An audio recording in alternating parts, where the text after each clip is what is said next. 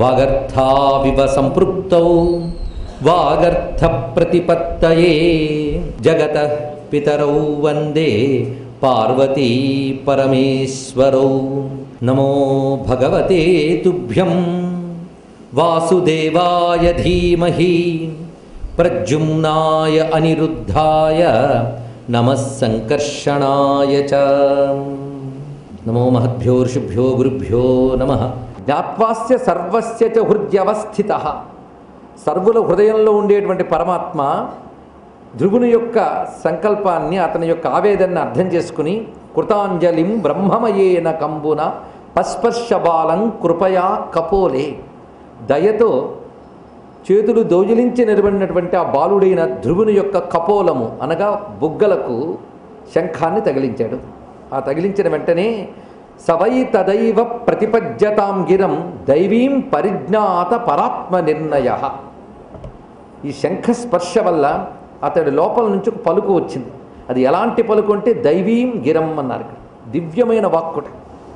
ఈ దివ్యమైన వాక్కు, ఎప్పుడైనా వాక్కు అంటే కేవలం శబ్దం కాదు, ఆ వాక్కులో ఉన్నది జ్ఞానం. ఏ జ్ఞానం అతడు హృదయముతో గ్రహించాడో ఆ జ్ఞానము వాక్కుతో వ్యక్తీకరించాడు. అది వాక్ అంటేనే వ్యక్తీకరణ. దేన్ని వ్యక్తీకరిస్తున్నాం? హృదయంలో వచ్చిన ఎరుక వాక్కులో వ్యక్తీకరింపబడుతుంది. ఆ ఎరుక ఎలాంటిది? పరిజ్ఞాత పరాత్మ నిర్ణయ. పరమాత్మ నిర్ణయము స్పష్టముగా గ్రహించిన భావము వాక్కులు తెలియబడింది. ఇప్పుడు చెప్పబడే వాక్కు దైవీం అన్నారు. దివ్యమైన వాక్కు. దేవీం సరస్వతీం వ్యాసం అంటాం కదా, దివ్యమైన వాక్కు. దివ్యము అనగానే అది లౌకికమైనది కాదు, ఒక అలౌకికమైన వాక్కు. అనగా ఇది మంత్రమయమైన వాక్కు. ఈ వాక్కు ధ్రువుడు ఇక్కడ స్తోత్ర రూపంలో చెప్తున్నాడు. ఈ స్తోత్రం గొప్పతనం నిన్న ఒక్క వాక్యంలో చెప్పుకున్నాం. అది కూడా భాగవత వ్యాఖ్యాతుల్లో మనకు ప్రధానమైన వారు శ్రీధరాచార్యుల వారు. ఆ శ్రీధరాచార్యులు దీనికి వ్యాఖ్యానం రాస్తూ ఒక గొప్ప మాట అన్నారు. ద్వాదశాదిత్య సంకాసై శ్లోకై అస్తౌ ధరి హరిం ధ్రువా. అంటే ఒక్కొక్క శ్లోకం ఒక్కొక్క ఆదిత్య మండలం లాంటిది. 12 శ్లోకాలు ద్వాదశాదిత్యుల వంటివి అని అన్నారు. ఇంకో రకంగా మనం ఆలోచిస్తే ఇక్కడ నారదుడు ధ్రువుడికి ఉపదేశించిన మంత్రం ద్వాదశాక్షరి. ఆ ద్వాదశాక్షరి మంత్రం అదైతే ఇప్పుడు శంఖస్పర్శ చేత లోపల నుంచి పలికిన శ్లోకములు ద్వాదశ సంఖ్య. ఆ మాటకు వస్తే భాగవతం 12 స్కంధములు. ఈ ద్వాదశ విషయానికి దీనికి చాలా ముడి ఉన్నది మనకి. అలాంటి దివ్యమైన స్థుతి ఇది. అసలు ఈ 12 శ్లోకాలు భావనాత్మకంగా మననం చేస్తూ పారాయణ చేయడం అది అలౌకికమైన ఫలితాలను ఇస్తున్నది. ఎందుకంటే ఇది నారాయణుని యొక్క బ్రహ్మమయేన కంబున. కంబు అంటే శంఖం. ఎటువంటి శంఖం అంటే బ్రహ్మమయేన అన్నాడు. ఇక్కడ బ్రహ్మం అంటే వేదం అని అర్థం. ఇక్కడ వేదమయమైన శంఖస్పర్శ చేత లోపల వెలిగిన పలుకులు కనుకనే ఇవి ఒక విధంగా వేదసారములైనటువంటి స్థుతి. ఇది మొత్తం 12 శ్లోకాలు. దీని వ్యాఖ్యానం అంతా మనం గమనించితే మళ్ళీ ఇది ఒక భాగవతం అవుతుంది. కానీ ముఖ్యమైన వదలకుండా మనం వీలైనంత చెప్పుకుంటూ తర్వాత వృత్తాంతంలోకి వెళదాం. ఇందులో ప్రథమము ప్రధానము అయిన శ్లోకం అత్యంత ముఖ్యమైనది. ఇది ఒక్కడు గుర్తున్నా చాలు 12లో. అసలు నిజానికి ఇది నిద్రలేస్తూనే పారాయణ చేసుకోవడము, లేదా స్నానం చేసిన వెంటనే దేవుడి ముందు కూర్చున్నాం.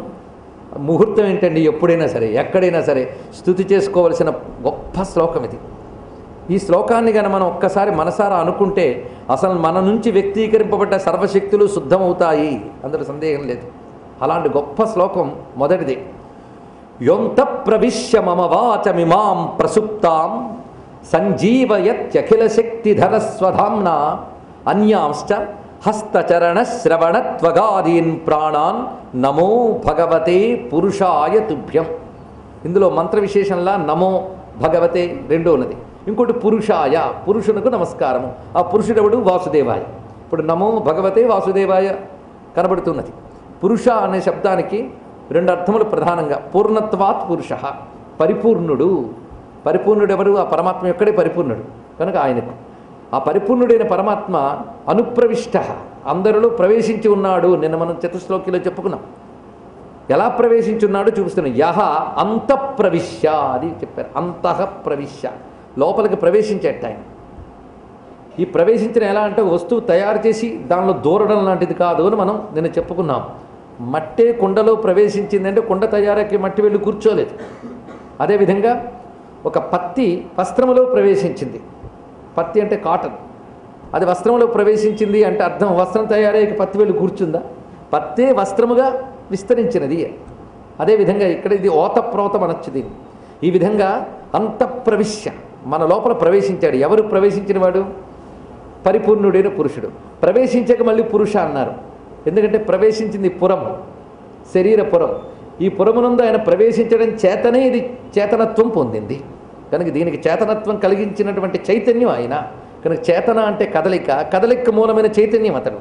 ఆ చైతన్యం ఎప్పుడూ పరిపూర్ణం. ఆ పరిపూర్ణమైనది పురములో ప్రవేశించక మళ్ళీ పురుష అయింది. కనుక పురుష శబ్దానికి రెండు అర్థాలు ఇక్కడ. నవద్వారే పురే శేతే ఇది పురుష, ఈ అర్థం కూడా చెప్పుకున్నాం. కనుక పూర్ణత్వాత్ పురుష, శరీర పురే శేతే ఇది పురుష. కనుక పరిపూర్ణుడైన పరమపురుషుడు ఎక్కడున్నాడయ్యా అంటే ఇక్కడే ఉన్నాడు. అందుకు పురుష శబ్దం ఇంత చక్కగా ఉన్నది. ఇక్కడుండి ఏం చేస్తున్నాడో చూడండి. ఇది కేవలం ధ్రువుడికే కాదు, అందరికీ చేస్తున్నాడు ఆయన. ధ్రువుడికి మనకి తేడా ఏమిటంటే గుర్తించాడు, అదొక్కటి. యహ అంత ప్రవిశ్య, ఎవడు నా లోపల ప్రవేశించి మమ వాచం ఇమాం, ఇమాం అంటే ఈ మమ నా యొక్క వాచం వాక్కును, ఈ నా యొక్క వాక్కును ప్రేరేపించాడు అతను. సంజీవయతి, జీవింపజేసేట. సమగ్రముగా నా వాక్కును ఈయన పలికిస్తున్నాడు. ఒక వాక్కునేనా అంటే మన శరీరం నుంచి వ్యక్తమయ్యేటువంటి వ్యక్తీకరణలో వాక్కు ఒకటి తీసుకున్నాం. ఒక వాక్యేనా? అన్యాంశ్చ, ఇతరములు కూడా అన్నాడు. అంటే సర్వేంద్రియముల నుంచి ప్రకటింపబడ్డ శక్తులు అని తీసుకోవాలి. ఒక్కొక్క ఇంద్రియానికి ఒక్కొక్క శక్తి ఉంది. అది ఉంది గనకే మన వ్యవహారం ఉంది, లేకపోతే అది కావాలనే తపనుంది, అంతే కదా. ప్రతి ఇంద్రియానికి ఒక్కొక్క శక్తి. ఈ శక్తి ఎక్కడి నుంచి వచ్చింది? ఇది ఆలోచన. అది ఆయన నాలో ప్రవేశించడం చేత నాలో నిద్రించిన వాక్కుని మేల్కొలిపి దాన్ని జీవింపజేశాడు. అన్యాంశ్చ, వాక్కును మాత్రమే కాకుండా ఇతరములను కూడా. ఇతరములు ఏవి? హస్త, చరణ, శ్రవణ, త్వక్ ఆదీన్. హస్తము, చరణము, శ్రవణము, త్వక్ అంటే చర్మము, ఆదీన్ మొదలైనవి అంటే మిగిలిన సర్వేంద్రియములు. ప్రాణాన్, ఇంద్రియముల్లో ప్రసరించే ప్రాణములు, వాటిని కూడా. ఇలాగా నా ప్రాణములను, నా ఇంద్రియములను, వీటన్నిటిని కూడా సంజీవయతి, జీవింపజేస్తూ పని చేయించేలా చేస్తూ ఉన్నటువంటి పరమపురుషుని నేను నమస్కరిస్తున్నాను. తుభ్యం, ఆ పరమపురుషుడే నా ఎదురుగా శంఖచక్ర గదాపద్మధారి అయి వ్యక్తమై ఇక్కడున్నాడు. నా లోపలుండి నా చేత ఈ పనులు చేయించేవాడు ఇప్పుడు ఇక్కడ ఎదురుగా కనబడుతున్నాడు అని స్పృహతో అంటున్నాడు. అయితే ఆయన వల్ల మనం పనిచేస్తున్నాం, సరే, ఆయన దేనివల్ల పనిచేస్తున్నాడు? ఇది ప్రశ్న కదా. దానికి చక్కటి సమాధానం స్వధామ్నా. స్వధామ్నా అంటే తన యొక్క ప్రకాశము చేత. ఆయనకి చైతన్యం సహజం, కానీ స్వయం ప్రకాశము అన్నాడు ఇక్కడ. సూర్యుడి చేత లోకం ప్రకాశింపబడుతోంది, కానీ సూర్యుడికి ప్రకాశం స్వయం. అదేవిధంగా ఈ శరీరానికి, సర్వేంద్రియములకి ఈ చేతనత్వం ఇచ్చినటువంటి అతడు స్వయం చైతన్య రూపుడు. అంటే ఆ స్వయం చైతన్యమూర్తి యొక్క చైతన్యమే మన ఇంద్రియముల ద్వారా ప్రకటింపబడుతున్నది. ప్రకటింపబడ్డానికి మూలమైన వాడు స్వధామ్న. ఈ స్వధామ్న అనేది కూడా వైదికమైన శబ్దం అండి. స్వేమహింని ప్రతిష్ఠిత ఉపనిషద్వచనం. ఎందుకు ఈ మనం ఉటంకించుకున్నామంటే ఈ శ్లోకములన్నింటిలోనూ మీకు వేదమంత్రములు, వేదాంత మంత్రములు కనబడతాయి. అంటే మొత్తం ఈ శ్లోకములన్నీ వేదోపనిషత్ సారములుగానే చెప్పబడుతున్నాయి. స్వధామ్న, ఈ స్వధామ్న అనేది గొప్ప శబ్దం. స్వే మహింని ప్రతిష్ఠిత. ఇది ఉపనిషత్తులో చర్చ జరుగుతుంది. ప్రపంచమంతటికి పరమాత్మ ప్రతిష్ఠ అనగా ఆధారం. ఆయనకి ఏది ఆధారం అంటే తనకు తానే ఆధారం అని చెప్పడం స్వధామ్న. ఈ స్వధామ్న అయినవాడు ఈ సర్వేంద్రియములకి ఇంత శక్తిని ఎక్కడి నుంచి ఇస్తున్నాడయ్యా అంటే అఖిల శక్తిధర అని మరొక మాట. ఇందులోని విశేషణాలు చూడండి స్వామివారికి. అఖిల శక్తిధరుడు, సర్వశక్తులు ధరించాడు. ఒక్క మన ఇంద్రియములకుండే వాక్కు, దర్శనము ఇత్యాది శక్తులే కాదు, సర్వజగచ్చక్తులు ఈయనే ధరించి ఉన్నాడు. పంచభూతములు కానివ్వండి, సూర్య చంద్రాదులు కానివ్వండి, అనంత బ్రహ్మాండములు, ఆయా లోకములు, ఆ లోకముల్లో లోకపాలకులైన దేవతలు, వారి శక్తులు ఇవన్నీ కలిపితే అఖిల శక్తి. ఇవన్నీ ధరించినటువంటి వాడు అఖిల శక్తిధర స్వధామ్నా అంతః ప్రవిశ్య. అఖిల శక్తిధరుడైన పరమపురుషుడు తన యొక్క స్వతసిద్ధమైన చైతన్యముతో నాలో ప్రవేశించి నా వాక్కును పలికిస్తున్నాడు. అదేవిధంగా నా సర్వేంద్రియములకి చేతనత్వం కలిగిస్తూ ఉన్నాడు. అటువంటి పరిపూర్ణుడైన భగవానుడైన నీకు నమస్కారమయ్యా. ఇది మొదటి శ్లోకం యొక్క భావం. ఇది మనం ఒక్కసారి ధ్యానాత్మకంగా దర్శిస్తే మనకు సర్వాహంకారములు ఆయనలో లీనమైపోతాయి. అవునా లేదా? సర్వాహంకారములు, అహంకారం లీనం చేయడానికే కదా రోజు మనం చేయవలసిన తాపత్రయం. సాధనంతో కూడా అహంకారం అర్పించడమే. అహంకారం అంటే నేను చూసా, నేను విన్నా, నేను కదిలా, నేను చేశా, ఇవే కదా. అవన్నీ ఆయనే చేస్తున్నాడని తెలిసాక అహం ఏమైంది? దానివే వెళ్ళట్లేదు. అహం ఆయన పాదాలకు అర్పితం కావట్లేదా? అది ఇక్కడ జరుగుతుంది. కనుకనే ఇక్కడ చెప్పబడుతున్న నారాయణుడు ఈ స్థుతులన్నింటిలో కూడా ఎక్కడా కూడా ఏదో ఒక విశేషమైన రూపమో ఇలాగా కాకుండా సర్వవ్యాపకమైన చైతన్యముగా చెప్పబడుతున్నది. అదే అన్నిటిలో వసించి దీపిస్తోంది కనుక వాసుదేవ. ఇది వాసుదేవ నామానికి వ్యాఖ్యానమే ఈ శ్లోకం అనుకోవాలి. ఇక తర్వాతి శ్లోకాలు మనం ప్రధానమైన కొన్ని ఎంచుకుంటూ, నిజానికి 12 శ్లోకాలు నేను ఇక్కడ పఠిస్తాను. ఎందుకంటే 12 శ్లోకాలు పూర్ణంగా పలికిన ఫలితం నాకు, విన్న ఫలితం మీకు కూడా దక్కాలి. ఒక సాధనాత్మకంగా మనం చేసుకుంటున్నాం కనుక ఆ శ్రవణ మాత్రం చేతనే ఒక ఫలితం ఉన్నది కనుక ఇంత విస్తారంగా మన అన్ని శ్లోకాలకి చెప్పుకోకపోయినా ముఖ్యమైనవి చెప్పుకుంటూ అన్ని విందాం. ఏకస్త్వమేవ భగవన్నిదమాత్మశక్త్యా మాయాఖ్యయోరుగుణయా మహదాద్యశేషం సృష్ట్వానువిశ్య పురుషస్తదసద్గుణేషు నానేవ దారుషు విభావసు వద్విభాసి. నిజానికి భాగవత భాష చూడండి. సంస్కృతం తెలిసిన వారైనా సరే పురాణాలు రామాయణాలు చదవండి, భారతం కూడా చదవండి, భాగవతం చదవండి. వాటి భాష అంతా ఎలా ఉంటుంది, దీని భాష వేరేగా ఉంటుంది. దీని భాష ఒక ప్రత్యేకం. అందుకే కొంతమంది ఏమంటారంటే భాగవత భాషని యోగ భాష, సమాధి భాష అంటారు. సమాధి భాష, సమాధి అంటే బ్రహ్మానుభవమే సమాధి. బ్రహ్మానుభవంలో ఉన్నవాడు ఆ అనుభవం నుంచి జారిపోకుండా అందులోంచే మాట్లాడితే, దీనికి మనం ఈ రోజుల్లో వాడాలంటే ట్రాన్స్ అంటాం. ట్రాన్స్లోంచి మాట్లాడినట్టున్నాడండి అని. కానీ ఆ శబ్దం అంతగా సరిపోదు, కానీ సమాధి అనే మాటకి అర్థం చేసుకోవడానికి కొంత సహకరిస్తుంది. కానీ ఆ భగవద్ అనుభవపూర్వకమైన సమాధిలోంచి ఆ అనుభవం నుంచి జారకుండా అందులోంచే మాట్లాడితే ఎలా ఉంటాయి, ఎలాంటి శబ్దాలు పలుకుతాయో అవి. ఎందుకంటే నిత్య సమాధి స్థితుడైనటువంటి సుఖయోగీంద్రుడి నోటంట పలుకుతున్నాయి కనుక ఈ శబ్దములు ఎలా ఉన్నాయి. అందుకే ఈ శబ్దముల విశేషమే వేరు. ఏకస్త్వమేవ, ఇక్కడ ఎదురుగా పరమాత్మ గురించి ఎక్కడో పరోక్ష వస్తువుగా కాకుండా ఎదురుగా చూస్తూ చెప్తున్నాడు. ఇక్కడ ఏకహ త్వమేవ, నువ్వొక్కడువు మాత్రమే. భగవన్ సంబోధన ఇది. ఏ భగవాన్, ఇదం ఆత్మశక్త్య, నీ యొక్క ఆత్మశక్తి చేత, అనగా నీకు స్వాభావికమైన శక్తి అని. ఇది పరాస్య శక్తి వివిధైవ శ్రూయతే స్వాభావికి జ్ఞానబల క్రియాచ అని ఉపనిషత్తు చెప్పినట్టుగా నీ యొక్క స్వాభావికమైన శక్తి చేత, ఆ శక్తికి మరొక పేరు మాయ. స్వామి యొక్క స్వాభావిక శక్తి మాయ. అది ఉరుగుణయా, అది గొప్ప గుణములతో కూడుకున్నది అన్నాడు. గుణములన్నీ మాయవి, స్వామి యొక్క. కానీ త్రిగుణాత్మకమైన మాయ స్వామి యొక్క శక్తి చేతనే పనిచేస్తుంది. అదే ఆయన యొక్క శక్తి. ఉరుగుణయ అంటే గొప్ప గుణములు. గొప్ప గుణములు అంటే మూడింటికి సత్వరజస్తమో గుణాత్మకమైనటువంటి మాయ అనబడే నీ యొక్క ఆత్మశక్తితో మహదాద్యశేషం సృష్ట్వా అనువిశ్య, మహత్తు మొదలైన వాటిని సృజించి ఆ శక్తితో నువ్వు దానిలో అనువిశ్య, అనుప్రవిశ్య, దానిలో ప్రవేశిస్తున్నావు. ప్రవేశించడం చేత ఏం జరుగుతుందంటే ఈ మహదాదులు అన్నింటిలో నువ్వు అనుప్రవేశము చేసి వాటిలో ప్రకాశించడంతో మీ మహదాదులకున్న అనేక గుణములు చూడండి. ఇక్కడ పురుష తదసద్గుణేషు అసద్గుణేషు అని మాట వేశాడు. ఉరుగుణయ అసద్గుణేషు, గొప్ప మాటలు ఇవి. ఉరుగుణయ అనే మాటకి మాయ యొక్క త్రిగుణములు, సత్వరజస్తమో గుణములు, దాని నుంచి తయారైంది ప్రపంచం. ప్రపంచం అనగానే అనేకం వచ్చింది. ఏకహ త్వమేవ, ఆయన ఒక్కడే. కానీ ప్రపంచం అనేకం కదా, మనకు కనబడుతోంది అనేకమే. ఇది ఎలాంటిది? మహత్తు, అహంకారము, పృథివీ, పంచభూతములు, పంచతన్మాత్రలు, పంచజ్ఞానేంద్రియములు, ఇక్కడ అనేకం వచ్చేసాయి. ఈ అనేకములన్నీ కలిపితే ఒక్కొక్కదానికి ఒక్కొక్క గుణం ఉంది. మళ్ళీ పృథ్వీ గుణం వేరు, జలం గుణం వేరు, అగ్నిగుణం వేరు. కనుక మనం చూసేటప్పటికల్లా అనేకములైన దేని గుణం దానిదే. దానివల్ల తయారైన ఉపాధుల్లో కూడా ఏ ఉపాధుల గుణం ఆ ఉపాధుల్లో కనబడుతుంది. ఇవన్నీ అసద్గుణములు అని చెప్పారు. ఈ అసద్గుణములు కనబడుతున్నా వీటిలో నువ్వే ప్రకాశించుతూ ఉన్నావు. అసద్గుణముల యందు నువ్వు ప్రకాశించి ఉన్నావు. ఎలాగంటే నానేవ దారుషు విభావసు వద్విభాసి, కట్టెలలో అగ్నివలే.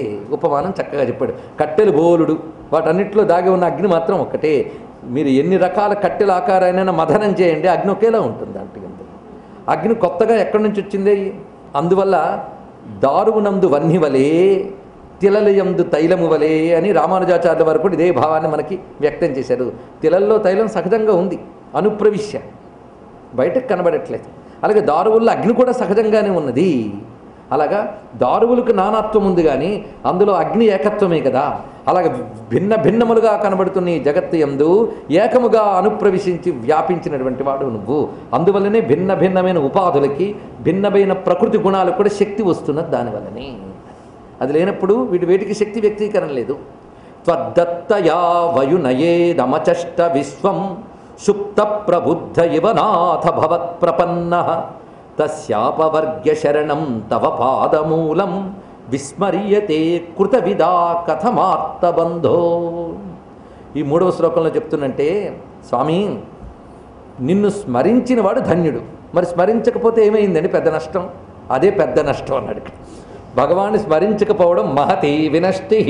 శాస్త్రమే చెప్తోంది పెద్ద నష్టం ఏంట అయ్యా అంటే ఆయన మర్చిపోడంట, అది పెద్ద నష్టం. ఎందుకు ఆయన గుర్తుపెట్టుకోవాలి అంటే త్వద్దత్తయా, మనలో ఏ శక్తి మనం వాడుకుంటున్నా ఆయన ఇచ్చినదే అదొక్కటి. అందుకు త్వద్దత్తయా వయునయ, భాగవత శబ్దములన్నీ చాలా చిత్రములేండి. వయునయ అనగా జ్ఞానము చే అని అర్థం. త్వద్దత్తయా వయునయ, నువ్విచ్చిన జ్ఞానము చేతనే ఆ బ్రహ్మ మేల్కొని అన్నాడు ఇక్కడ. నువ్విచ్చిన జ్ఞానము చేతనే బ్రహ్మ మేల్కొన్నట్ట. ఎప్పుడు? కల్పాది యందు. ఇదివరకు కల్పాంతముల యందు నిద్రించిన బ్రహ్మ మళ్ళీ సృష్టి ప్రారంభంలో మేల్కొని సృష్టి చేస్తున్నాడు. ఆ మేల్కొనడం దేని చేత మేల్కొన్నాడు? జ్ఞానం అంటే ఇక్కడ నాలెడ్జ్ అని కాదు, కాన్షియస్నెస్, చైతన్యం. దాంతో మేల్కొన్నాడు ఆయన పొద్దున్న. ఆ పొద్దున్న లేచి ఏం చేశాడు? మేల్కొని ఈ జగత్తునంతటినీ ఆయన అప్పుడు చూడగలిగాడు. ఆ జ్ఞానము చేతనే నిన్ను పొందగలిగాడు కూడా. భవత్ ప్రపన్న ఇదం విశ్వం ఆచష్ట, ఈ జగత్తును చూశాడు అంటే ఈ జగత్తును సృజించగలిగాడు అని అర్థం చేసుకోవాలి. పొద్దున్న లేచి విశ్వమనంతటినీ బ్రహ్మదేవుడు చేశాడు. పొద్దున్న లేచి అంటే ఆయన పొద్దున్న, మన పొద్దున్న కదా. ఆయన పొద్దు అంటే కల్పాది. కల్పాది యందు బ్రహ్మదేవుడు మేల్కొని సృష్టి చేశాడు, అంతే కదా. అందుకే ధాత యథాపూర్వమకల్పయత్ అని శాస్త్రం చెప్తున్నది. ప్రతి కల్పాది యందు బ్రహ్మదేవుడు నిద్రలేచి చేస్తాడు. మనం ఎలాగైతే రాత్రి నిద్రపోయి పొద్దున్న నిన్న సాయంత్రం పెండింగ్ పెట్టిన పనులని మళ్ళీ వాళ్ళు కంటిన్యూ చేస్తాం.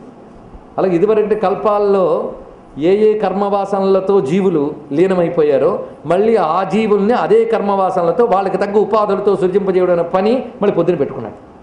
అని మరి రాత్రి నిద్రపోయిన వాడు పొద్దున్న ఎలా లేవగలిగాడు? ఇది గొప్ప మాట. ఇది బ్రహ్మగారికి కాదు, అందరికీను. అందుకే ఈ మాట అందరికీ పనికొచ్చేటట్టు రాశాడు. వ్యాఖ్యాతలు ఇందులో బ్రహ్మను చూపించారే కానీ ఇందులో త్వద్దత్తయా వయనయేదమచష్ట విశ్వం సుప్త ప్రబుద్ధ ఇవ నాథ భవత్ ప్రపన్న. ఇందులో బ్రహ్మగారి గురించి చెప్పినా అందరికీ వర్తిస్తున్నది. మనం రాత్రి నిద్రపోయే వాళ్ళం పొద్దున్న ఎవరి వల్ల లేవగలిగాం? అదొక్కటి ఆలోచించినా చాలు. మన ఇక్కడ పొద్దున్న ఎవరి వల్ల లేవగలిగాం? అసలు లేవలేదంటే లేపేవాడు వెళ్ళిపోయాడని అర్థం. వాడు వదిలేసాడు కనుక లేవలేదు. వాడు కూడా ఉండడం వల్లే మనం పొద్దున్న తిరిగి లేవగలిగాం. ఇదొక్కటి ఆలోచిస్తే స్వామి నీ వల్లే లేవగలిగాం, నీ వల్లే నిద్రించగలిగాం. కనుక మనలో నిద్ర మెలకువ అన్నీ ఆయనే. సర్వస్య చాహం హృది సన్నివిష్టో మత్త స్మృతి జ్ఞానమపోహనంచ. అక్కడ చెప్పిన మాటే. ఇవన్నీ తలచుకుంటే ఆ నేను నేను నేనని మిడిసిపాడుతనం కాస్త పడి ఊరుకుంటుంది. నేను అనుకోవడానికి ఆధారం ఏంటంటే బ్రహ్మమే అని తెలిసి అప్పుడైనా అర్థమవుతుంది ఇక్కడ విషయం. అందుకు విచారణ, ఇది నిజానికి పెద్ద శాస్త్రచర్చ అక్కర్లే. మనలో విచారణ, మన వివేకం మేల్కొల్పడమే ఇందులో చేస్తున్న గొప్ప పని. అందుకు సుప్త ప్రబుద్ధ ఇవనాథ భవత్ ప్రపన్న. అయితే బ్రహ్మదేవుడు చేసిన గొప్ప పని ఏంటంటే పొద్దున్న లేవగానే నీకు ప్రపన్నుడైపోయాడు. ఆయన శరణ వేడాడు. ఎవరి వలన లేవగలిగానో ఆయన ఆజ్ఞ చేతని సృజన చేయగలుగుతున్నాను అనుకున్నాడు. అందుకేనేమో మనం పొద్దున్న లేవగానే దేవుణ్ణి స్మరించండి అయ్యా అని చెప్తూ ఉంటారు. ఎందుకంటే బ్రహ్మగారు సృష్టి ఆది అందు ఆయన పొద్దున్న ఆయన లేవగానే చేసిన పని మనం కూడా మన పొద్దున్న మనం లేచినప్పుడు చేయాల్సింది. ఆయన పొద్దు ఆయనది, మన పొద్దు మనది. ఎవడి రేంజ్ వాడిది. ఆయన కల్పపు రేంజు, మనకు 24 hours రేంజ్, అంతే కదా. కానీ చేసిన పని మాత్రం ఆయన చేసింది మనం చేయాలి. పొద్దున్న లేచి ప్రపన్న సుప్త ప్రబుద్ధ ఇవా నాథ భవత్ ప్రపన్న. అందుకు దీనివల్ల తెలిసిందంటే తస్య అపవర్గ్య శరణం తవ పాదమూలం. అందుకు ఎవడికి తరించాలని కోరుకుంటుందో వాళ్ళకి దిక్కు నీ పాదమే. ఇది ఎవరి వలన మేల్కొలగలుగుతున్నామో వాడి పాదాలే మనకు దిక్కు. ఇది సృష్టి ఆది బ్రహ్మదేవుడే తెలియజేశాడు. అలాంటి నీ యొక్క పాదమూలముని విస్మర్యతే కృతవిధ. కృతవిధ అనే శబ్దం కూడా చాలా చిత్రమైన శబ్దం అండి. నిజానికి కృతజ్ఞులు అని అర్థం చెప్పుకోవచ్చు. కృతవిధ అనే మాటకి చేసిన ఉపకారం గుర్తించుకునేవారు అని వ్యాఖ్యాత అర్థం చెప్పారు. చేసిన ఉపకారాన్ని గుర్తించుకునేవారు నీ పాదమూలాన్ని ఎలా మర్చిపోగలరయ్యా అన్నాడు. గొప్ప మాట. అంటే ఆయన పాదమూలాన్ని గుర్తుంచుకోవడం అంటే కృతజ్ఞత, ఆయన మర్చిపోవడం అంటే కృతజ్ఞత అని చెప్పాడు ఇక్కడ. కృతజ్ఞత గొప్ప గుణం ఏం కాదు, కానీ కృతజ్ఞత మహాదోషం. ఇది కృతజ్ఞత ఉండి తీరాల్సింది. అందుకని వాడు గొప్ప కృతజ్ఞుడు అండి అని సన్మానం చేయడం కాదు. కృతజ్ఞుడు కాకపోవడం ఘోరంగానే కృతజ్ఞుడు అవ్వడం తప్పనిసరి అనమాట. కనుకనే బ్రహ్మదేవుడికి కూడా మేల్కొల్పి సృజన చేయించిన నువ్వే సర్వజీవుల్ని మేల్కొల్పి నడిపిస్తూ ఉన్నావు. అలా మేల్కొల్పి నడిపే నీ పాదాలను మరిచి బ్రతికేటటువంటి వాడు కృతజ్ఞుడు. కనుక కృతజ్ఞుడైన వాడు నిన్ను మరువడు. కృతజ్ఞుడైన వాడు నిన్ను మరువడు అంటే చేసిన మేలును గుర్తు పెట్టుకునేవాడు నిన్ను మరువడయ్యా. అందుకు మనం ఎవరి మేలు మరువరానిది అంటే పరమాత్మ మేలు మరువరానిది. అసలు మేలంటూ ఉంటే ఆయనదే, ఇంకేమున్నదండి. అందుకు ఆయన మేలుని మనం మరువలేము. కృతజ్ఞతాపూర్వకంగా ఆయన పాదాలను మనం శరణ వేడాలి. అందుకు నాకేదో ఆయన ఇస్తాడంటే ఆయన పాదాలు శరణ వేడతానండి, అది కాదండి. ఏదో ఇస్తాడంటే కాదు, ఎన్నో ఇచ్చాడని శరణ వేడాలి. ఇప్పుడు ముఖ్యం, అది ముఖ్యం. ఎన్నో ఇచ్చాడు, మొత్తం ఈ సర్వ జగత్తుని నడిపిస్తున్న ఆ స్వామి యొక్క అది. అందుకే స్వామిని విస్మరించడం కృతజ్ఞత, స్వామిని స్మరించడం కృతజ్ఞత. అందుకే విస్మర్యతే కృతవిదా కథం. కృతజ్ఞుడైన వాడు ఎలా మర్చిపోగలడయ్యా. ఆర్తబంధో, అసలు ఈ సంబోధనలు చాలా అందమైనవి. ఆర్తులైన వాళ్ళకి బాంధవుడు. అందరిని నడిపేవాడు ఆయన అయినప్పుడు ఆర్తి కలిగితే ఆయన్నే పట్టుకోగలగాలి. అందుకే ఆర్తబంధో వరమతి ఆర్తబాంధవ భవద్ఘనబోధ సమేతుడై భవచ్చరణము పొందినట్టి విధి సర్గము సుప్తజనుండు బోధమందరయగజూచురైతి గనునట్టి ముముక్ష శరణ్యమైన నీ చరణములన్ కృతజ్ఞుడుగు సజ్జనుడెట్లు తలంపకుండెడు అంటున్నారు పోతన గారు. దీని భావం కృతజ్ఞుడుగు సజ్జనుడు ఎట్లు తలంపకుండు.